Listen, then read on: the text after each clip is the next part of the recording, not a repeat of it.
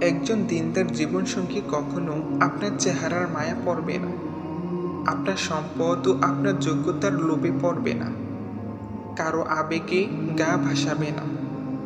সত্যিকারের নারী পুরুষ সে যে একজন দিনদার জীবনসঙ্গী খুঁজবে, যে তাকে দিনের পথে চলতে সাহায্য করবে, বন্ধুসুলভ আচরণ করবে, যে তাকে মানসিক শান্তি দিবে এবং তার অবস্থা বুঝবে। সে আপনার ব্যক্তিত্বের প্রেমে পড়বে, আপনার আবরণের প্রেমে নয়। সে আপনাকে নিয়ে একসাথে জান্নাতে যাওয়ার স্বপ্নে বিভোর থাকবে।